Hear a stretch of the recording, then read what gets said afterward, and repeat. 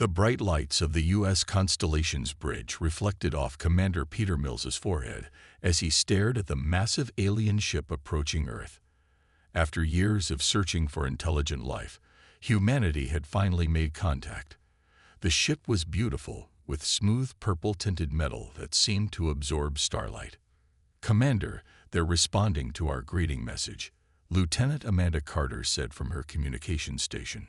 Her fingers moved quickly across the holographic display as she decoded the incoming signal. Peter straightened his uniform and took a deep breath. "Put it on the main screen, Lieutenant." The alien that appeared on screen looked almost like a tall human with gray skin and large, dark eyes. It wore what seemed to be a military uniform, with strange symbols that the ship's computer couldn't translate. "We are the Zetharian Empire," the alien said through the translation computer. "We accept your greeting, humans of Earth." Peter smiled and began the speech he had practiced for years. "On behalf of humanity, we welcome you. We hope this meeting will lead to friendship between our peoples." But something in the alien's eyes made Amanda worry. She had studied alien body language for years, and something felt wrong. While her commander spoke with the Zetharian leader, she quietly ran a deeper scan of their communications. Hidden beneath the main signal, she found encrypted messages being sent to other Zetharian ships. Her heart started beating faster as the computer translated them. "Primitive weapons detected. Defense systems basic. Ready attack formation. Commander," she whispered urgently. "There." The ship shook violently before she could finish. Alarms blared across the bridge as red emergency lights flashed. Multiple ships dropping out of faster-than-light travel, the sensor officer shouted. "They're launching weapons." Peter grabbed his command chair as another blast rocked the ship. "All vessels, defensive positions. Get word to Earth Defense Command. We are under attack." The space around Earth erupted into chaos. The Zetharians had hidden their true strength. What seemed like one diplomatic vessel was actually an advanced scout for an invasion fleet. 20 warships appeared around Earth's orbit, their weapons already firing. The U.S. Constellation moved to protect Earth alongside the other 5 ships of humanity's defense fleet. They were badly outnumbered, but they had trained for this moment. "Launch all fighters," Peter ordered. "Contact the ground bases. We need everything we've got." Amanda worked frantically at her station, coordinating communications between the ships while trying to decode more Zetharian transmissions. Each message she intercepted made her blood run colder. "They're not just attacking us," she reported. "They're talking about claiming Earth as a colony. They think we're too primitive to stop them." Peter's jaw tightened. "Well, they're about to learn differently. All ships, concentrate fire on their lead vessel." Earth's small fleet fought bravely against the overwhelming odds. The U.S. Constellation's advanced shields fought to be unbeatable, cracked under the alien weapons. But they didn't break. On the ground, military bases around the world scrambled into action. Fighter jets capable of spaceflight launched from hidden hangars. Orbital defense platforms, kept secret from the public, powered up their weapons. "Sir," Amanda called out, "I'm picking up confused messages from their fleet. They're saying our technology is more advanced than their scans showed." The Zetharians had expected an easy victory over a primitive species. Instead, they found themselves facing weapons and defenses that, while not as advanced as their own, were far more powerful than they had predicted. A massive explosion lit up space as one of the Zetharian ships erupted into flames. The combined fire from 3 human vessels had finally broken through its shields. It was humanity's first victory against an alien force, but it came at a cost. 2 Earth ships were already badly damaged. "Commander," the sensor officer reported, "more Zetharian ships approaching from behind Mars." Peter knew they couldn't win against even more ships, but they didn't need to win. They just needed to protect Earth long enough for the full defense grid to activate. "All vessels, fall back to defensive position Delta," he ordered. "We need to hold them off for 10 more minutes." The space battle turned into a desperate fight for survival. The U.S. Constellation's hull was breached in 3 places. Emergency force fields barely contained the atmosphere. The medical bay was full of injured crew members. But the human ships refused to give up. They used Earth's moon for cover, striking out at the alien vessels before ducking back behind it. Fighter pilots flew suicide runs to plant bombs on enemy ships. Every human knew they were fighting for Earth's survival. Finally, after what felt like hours but was only 40 minutes, the orbital defense grid was ready. All Earth vessels, clear the area, Peter commanded. As the human ships retreated towards Earth's atmosphere, thousands of hidden satellites activated. Energy beams connected them in a web around the planet. The Zetharians, not understanding what was happening, pressed their attack. Then the grid fired. A massive pulse of energy erupted from the satellite network. It washed over the alien fleet like a tidal wave. Shields failed. Engines died. The mighty warships of the Zetharian Empire were left floating helplessly in space. Direct hit, Amanda reported, allowing herself a small smile. Their main systems are offline. The grid worked exactly as designed. But Peter didn't smile. He knew this wasn't the end. Send the message we prepared. Tell them they have 1 hour to retreat from Earth's space. After that, we'll show them what our weapons can really do. The Zetharian fleet, once they managed to restart their systems, didn't wait the full hour. Their ships turned and fled at maximum speed, leaving behind 3 damaged vessels that couldn't make the jump to faster-than-light travel. As Peter watched them go, he knew humanity's peaceful exploration of space was over. The Zetharians would be back, and next time they would come with an even bigger fleet. Send word to Earth Defense Command, he ordered Amanda. Tell them it's time to wake up the Human Defense Initiative. Amanda's eyes widened. Everyone had heard rumors about HFY, the secret program created in case humanity ever faced an alien threat. Now those rumors would become reality. As the U.S. constellation limped back to Earth, Peter stared at the stars. The Zetharians thought they had found an easy target. Instead, they had awakened a sleeping giant. Humanity's war machine was about to activate, and the galaxy would never be the same. In the hours that followed, as cleanup and rescue operations began, the news spread across Earth. Humanity was at war with an alien empire. Fear mixed with anger in every city and town. But there was something else too. Determination. Humans had fought their first space battle, and they had won. The Zetharians would return. Everyone knew that. But next time, Earth would be ready. In deep underground bases across the planet, machines that had waited decades began to hum to life. Scientists opened sealed files containing weapon designs that had been deemed too dangerous to build. Military leaders studied battle plans created for this exact scenario. The sleeping giant was waking up, and when it opened its eyes fully, the galaxy would tremble. Deep beneath the Rocky Mountains, General Richard Bennett walked through a massive underground factory that hadn't seen light in 50 years.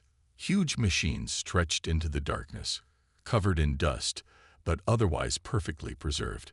The air smelled of oil and metal. How long until everything is running?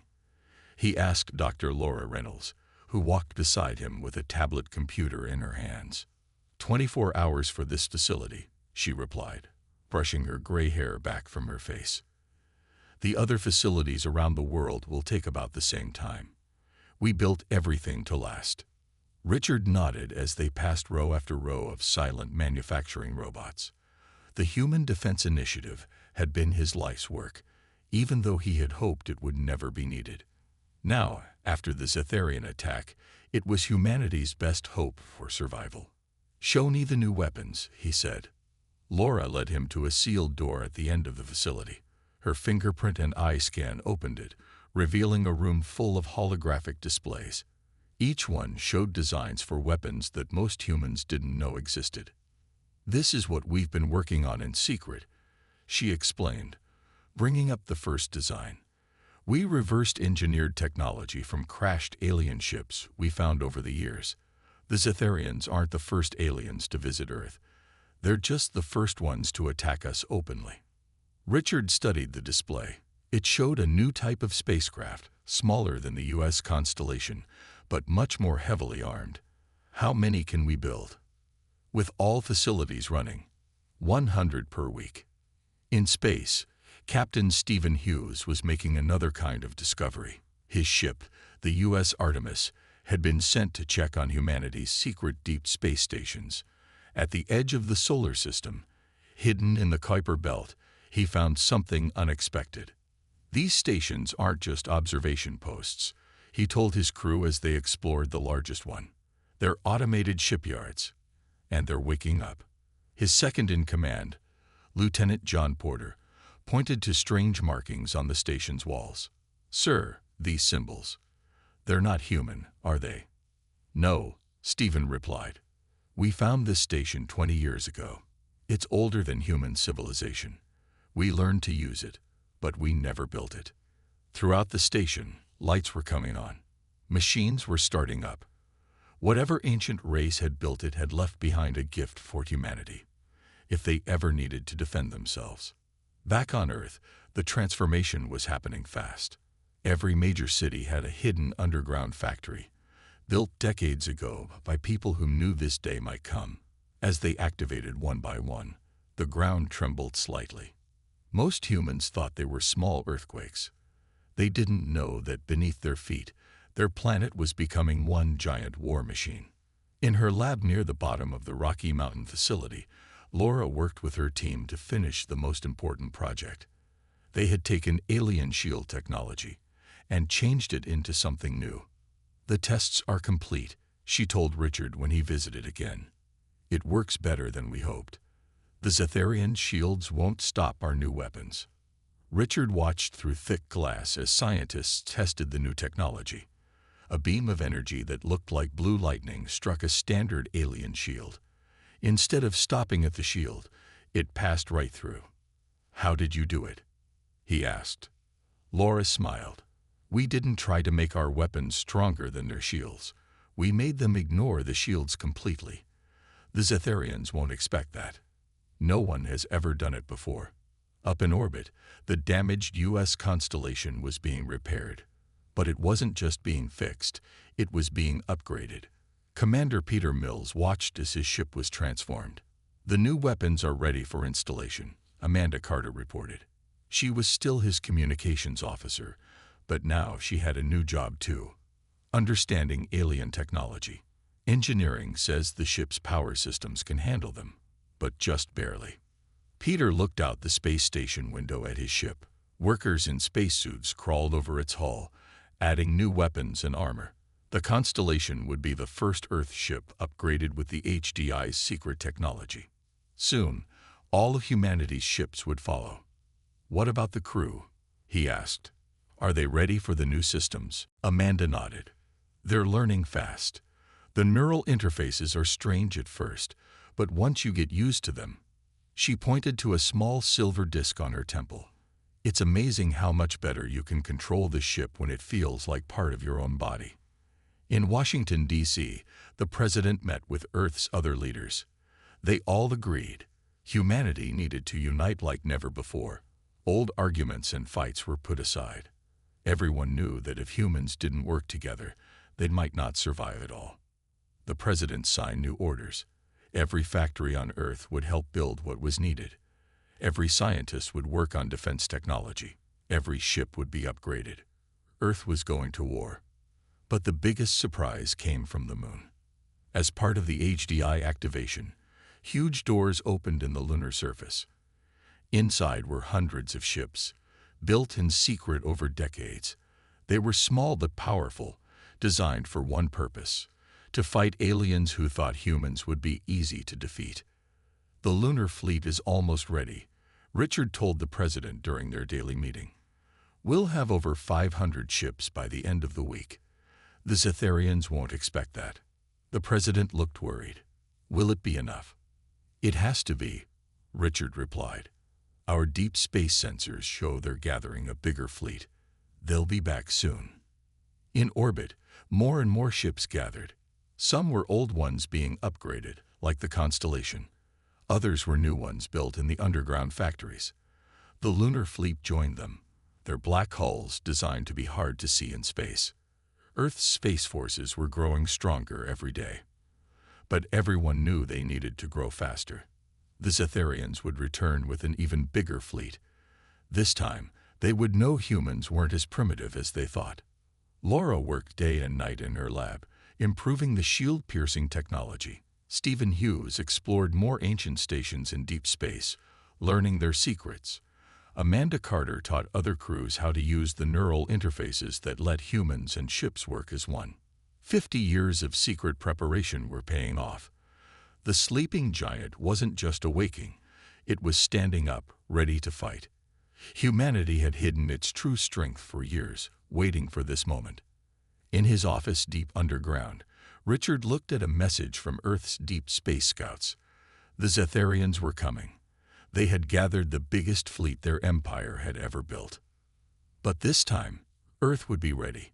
Humanity's war machine was almost fully awake, and when the Zetharians returned, they would learn that humans weren't just good at building things. They were good at war too. Admiral Paul Webster stood on the bridge of Earth's new flagship, the U.S. Orion, as his fleet prepared for humanity's first major offensive. Through the large window, he could see hundreds of ships forming into attack groups. Their black hulls seemed to swallow the starlight, making them look like holes in space. "All ships report ready, Admiral," said his fleet communications officer. "The shield-piercing weapons are charged and tested." Paul nodded, his face serious. This would be humanity's first attack on Zetharian space. After 2 months of preparing, Earth was finally ready to show its true power. "Send the order," he said. "All ships, jump to Alpha Centauri." Space bent around the fleet as hundreds of ships activated their faster-than-light drives at the same time. In a flash of blue light, they'd vanished from Earth's orbit. They reappeared near Alpha Centauri, humanity's closest stellar neighbor. The Zetharians had built a large base there, thinking they were safe so close to Earth. They were wrong. "Enemy ships detected," reported the sensor officer. "They're scrambling to battle stations, but they weren't ready for us." Paul smiled. The element of surprise was working perfectly. "Launch attack pattern Delta. Remember your training, everyone." The human fleet split into 3 groups. The largest group, led by the Orion, headed straight for the main Zetharian base. The other 2 groups swung around to trap any ships that tried to escape. On the engineering deck of the Orion, engineer Michelle Carter monitored the new weapons she had helped develop. The shield-piercing technology was her life's work, and now it would face its biggest test. Primary weapons charged to full power, she reported through the ship's neural network. The small disk on her temple glowed as she connected directly with the ship's systems, ready to fire on your command. The Zetharians had gathered 30 ships to defend their base. 2 months ago, that would have been more than enough to defeat any human fleet. But things had changed. "All ships, open fire," Paul ordered. The human fleet's weapons lit up space. Beams of blue energy shot out, passing through the Zetharian shields like they weren't even there. The alien ships, used to relying on their superior shield technology, had never faced anything like this. 3 Zetharian ships exploded in the first volley. More followed quickly as they realized their shields couldn't protect them. "They're trying to run," reported the tactical officer. "But our flanking groups are in position." Paul watched as the trap closed. The Zetharians fought bravely, but they were caught between 3 groups of human ships. Their weapons, while powerful, couldn't pierce the improved shields on the human vessels. In the middle of the battle, Lieutenant Daniel Ross led a special mission. His small ship, barely bigger than a fighter, slipped through the chaos toward the Zetharian base. "Team 2, follow me in," he ordered over the radio. "Remember, we need those computer cores intact." While the main fleet kept the Zetharians busy, Daniel's team of small ships approached the base using special cloaking technology. This was why they had attacked, not just to destroy the base, but to steal its secrets. Inside the Zetharian base, alarms were blaring. The alien commanders couldn't believe what was happening. These weren't the same primitive humans they had attacked 2 months ago. These humans fought with advanced technology and tactics that seemed impossible for such a young species. Daniel's team attached their ships to the base's outer hull. Using cutting tools, they broke in through maintenance airlocks. Teams of specially trained soldiers moved through the alien corridors, heading for the central computer room. "Command, we're in," Daniel reported as his team secured their target. "Downloading their data now. You won't believe what we're finding." Back in space, the battle was nearly over. The Zetharian ships that could still fly were retreating at maximum speed. The human fleet had lost only 12 ships, while the Zetharians had lost 25. "Launch the final phase," Paul ordered. From the holds of the larger human ships came swarms of construction drones. As the last Zetharian ships fled, these drones began building something new around Alpha Centauri, a human base. "Send word to Earth," Paul said. "Alpha Centauri is ours." The victory was more complete than anyone had expected. Daniel's team had captured the Zetharian base's computers intact. The data they contained would help humanity understand their enemy better. "Sir," said Michelle, looking up from her engineering station. "The Zetharians, they're sending messages to their whole empire. They're warning everyone about us." Paul wasn't surprised. That was part of the plan. Let them spread the word. Let every species in the galaxy know that humanity is not to be underestimated. The human fleet began securing the Alpha Centauri system. More ships arrived from Earth, carrying everything needed to build a permanent base. This would be humanity's first colony among the stars, taken by force because the Zetharians had left them no choice. In his cabin later, Paul read the first reports from Daniel's captured data. The Zetharians had detailed files on many alien species, including several that humans had never met. Some of these aliens were also victims of Zetharian aggression. They might become valuable allies. "Send this to Earth Command immediately," he ordered, "and get me a secure channel to Admiral Bennett. He needs to see this right away." The battle for Alpha Centauri changed everything. Other alien species took notice. The Zetharians, who had claimed humans were primitive, now had to admit they had been defeated by superior strategy and technology. On Earth, the news of victory was met with celebration. Humanity had won its first major space battle. They had captured an enemy base and learned valuable secrets. But everyone knew this was just the beginning. The Zetharians would gather an even larger fleet. They would call on their allies. The next battle would be bigger and harder. But humans were ready. Their factories were running at full speed. Their ships were getting better every day. And now they had a foothold in another star system. The sleeping giant wasn't just awake now. It was marching to war. And the galaxy was starting to tremble. Diplomat Catherine Adams walked through the grand meeting hall on the neutral space station Harmony Point. Representatives from 7 alien species sat around a large table, all watching her carefully.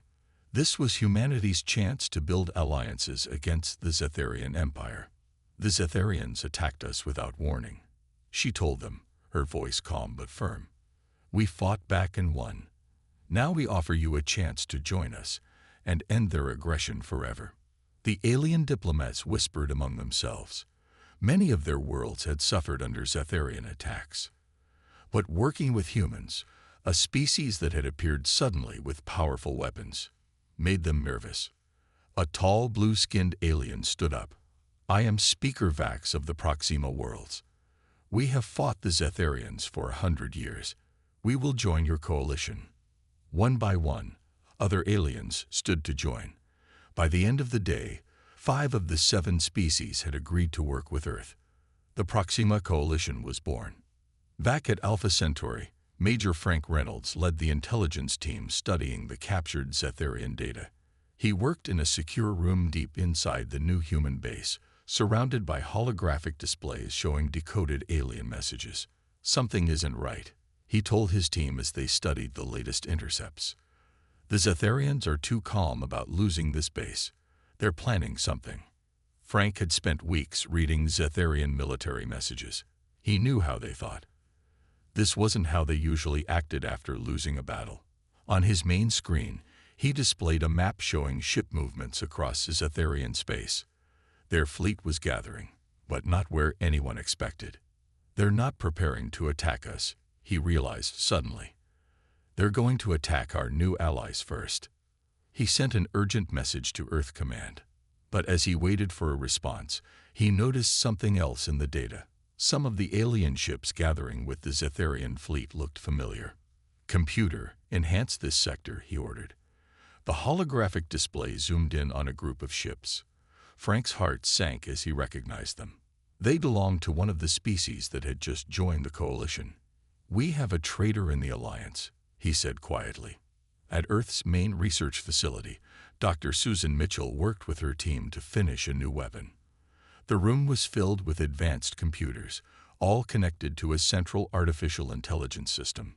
"The combat AI is ready for testing," she told General Bennett, who had come to see their progress. "It can think faster than any human or alien. It will give our ships an advantage in battle." Richard watched as Susan demonstrated the AI's capabilities.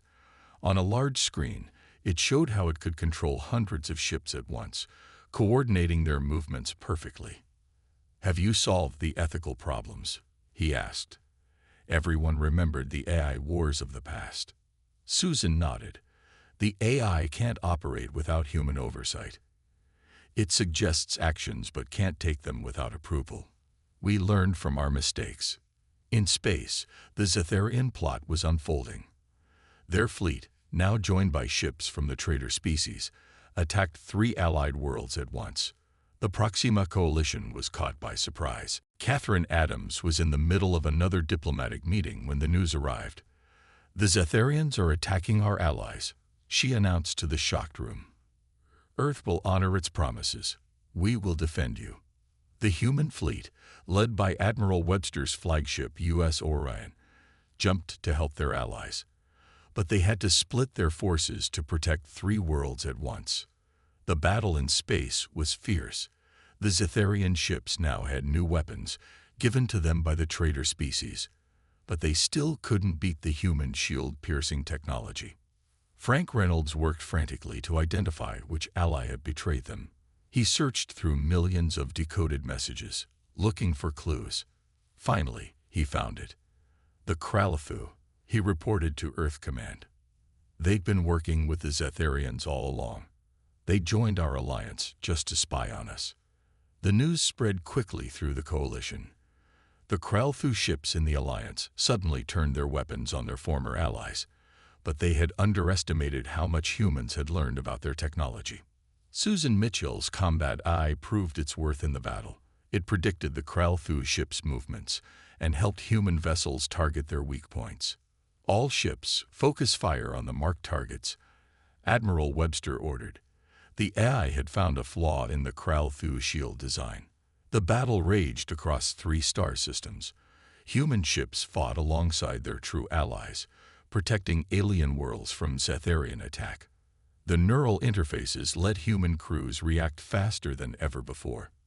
In the end, the combined human and alien fleet won.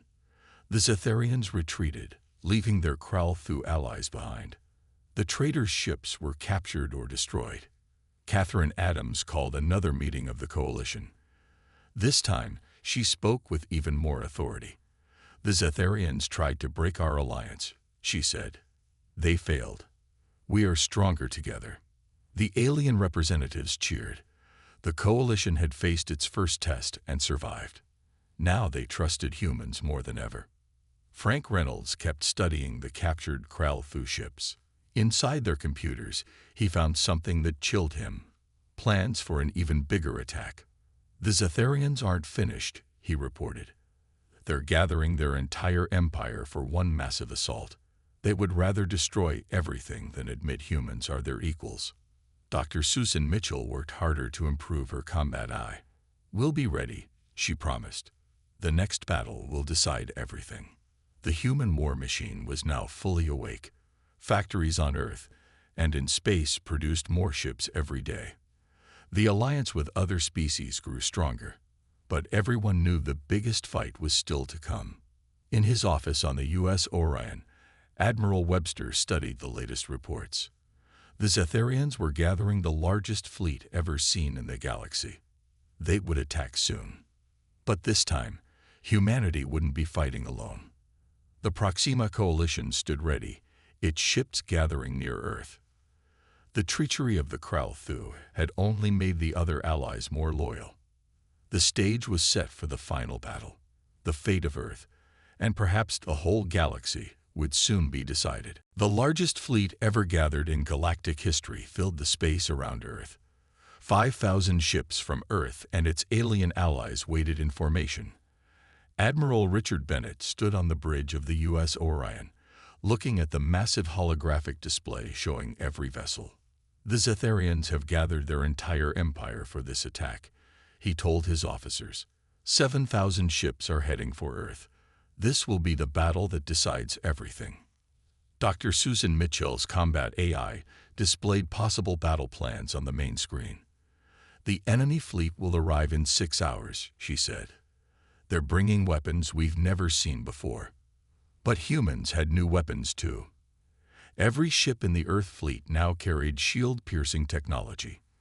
The alien allies had added their own special weapons. Together, they were stronger than any single species. All ships, prepare for battle, Richard ordered.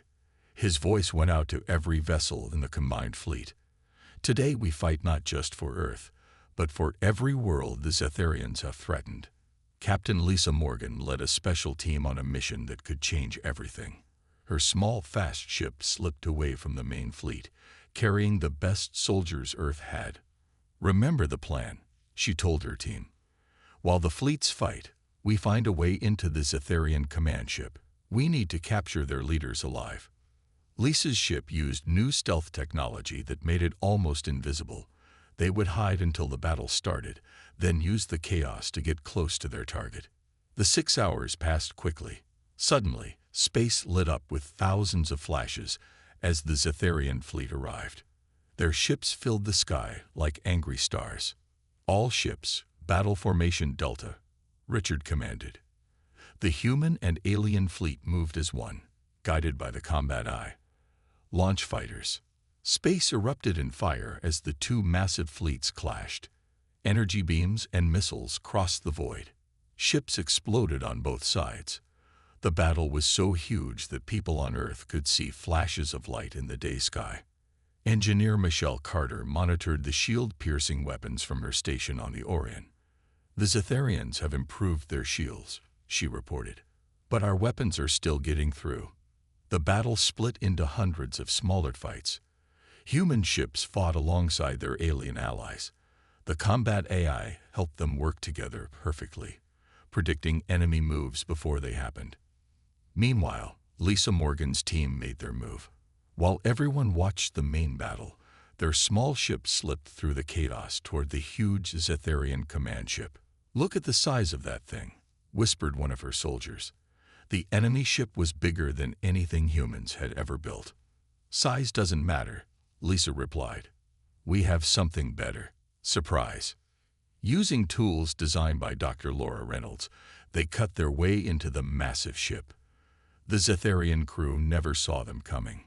Lisa's team moved through the corridors like ghosts, heading for the bridge. Back in the main battle, things were evenly matched.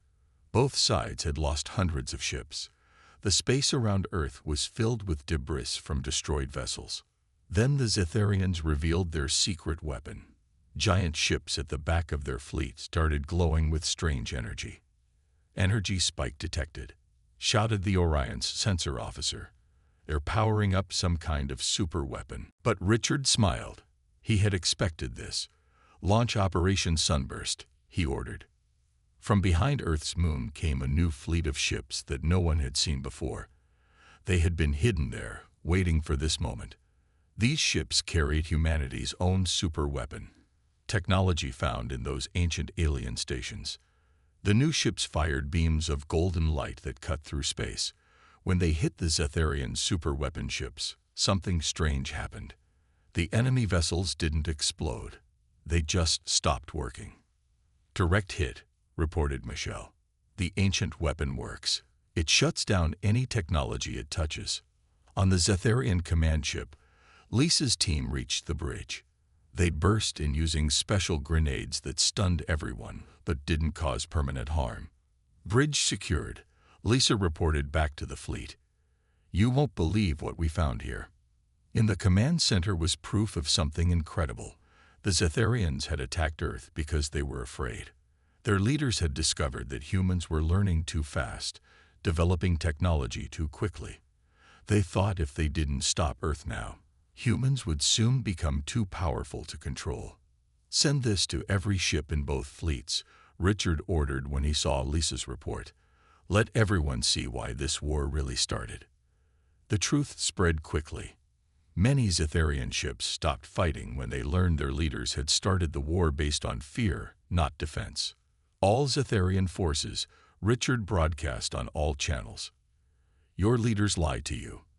We offer you a choice. Keep fighting for their lies, or help us build a peaceful galaxy. One by one, Zetharian ships began powering down their weapons. Some even turned to fire on the ships that kept fighting. The great empire was falling apart as its own people rejected their leaders' fear. The battle ended not with a final explosion, but with a message of peace.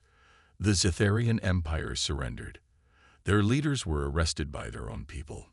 Lisa Morgan's team had captured not just the enemy leaders, but also their secret files. These showed that humans weren't the only species the Zetharians had attacked out of fear. They had been doing it for centuries. In the days that followed, representatives from every species gathered on Earth.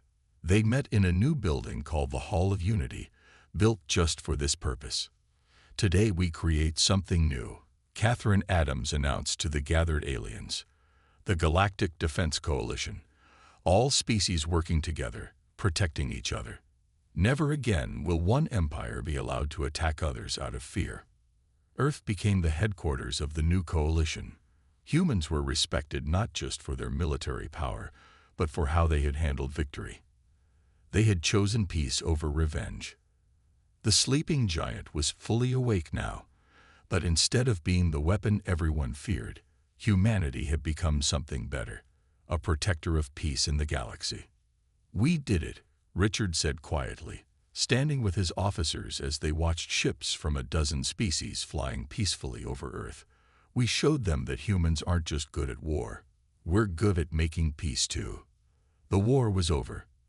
The galaxy had changed forever, and humanity had found its place among the stars, not as conquerors, but as guardians of a new age of peace and cooperation.